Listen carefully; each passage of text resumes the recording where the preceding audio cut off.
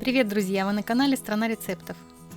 Сегодня пеку яблочно-ореховые булочки из слоеного теста. Это идеальный вариант, когда нужно быстро что-то приготовить к чаю. Булочки готовятся просто и быстро, получаются очень вкусные. Мне понадобится слоеное бездрожжевое тесто, яблоки, грецкие орехи, сахар, соль, немного корицы, яйцо для смазывания булочек, сливочное масло и вода. Первым делом очищаю яблоки и удаляю сердцевину. И нарезаю небольшим кубиком. Рекомендую яблоки брать разных сортов, и кислые, и сладкие. Вкус получится великолепный.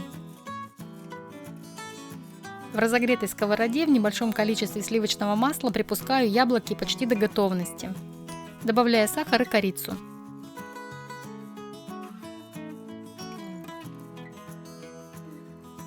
Яблоки припускаю без крышки для того, чтобы лишняя влага выпарилась. Пока яблоки остывают, измельчаю грецкие орехи. И далее раскатываю размороженное слоеное бездрожжевое тесто. У меня 2 пласта по 250 грамм. Каждый пласт немного раскатываю и склеиваю между собой. Для того, чтобы пласты хорошо склеились, край пласта можно промазать водой.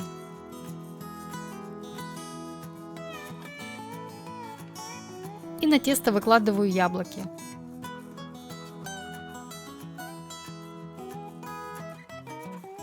И поверх яблок распределяю орехи. И теперь сворачиваю рулет. Туго сворачивать не нужно.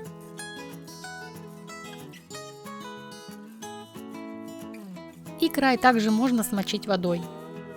Край теста нужно хорошо защипить. И далее рулет нужно разрезать на такие заготовки.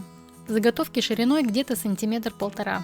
И, кстати, очень удобно разрезать нитью.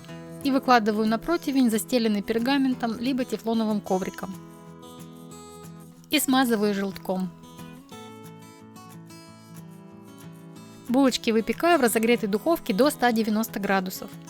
Где-то минут 20-30, смотрите по своей духовке. Пока булочки выпекаются, приготовлю сахарный сироп. Для этого я смешиваю сахар с водой 1 к 1, ставлю на плиту и довожу до кипения. Мои булочки выпекались 25 минут. И пока они еще горячие на противне, я их обильно смазываю сиропом. Булочки выкладываю на решетку до полного остывания. Эти ароматные яблочно-ореховые булочки очень вкусны с горячим кофе. И такие уютные холодными зимними вечерами. Если вам был полезен рецепт, ставьте лайки, пишите комментарии, подписывайтесь на канал, если еще не подписаны. А я вам желаю приятного аппетита и до новых рецептов, друзья!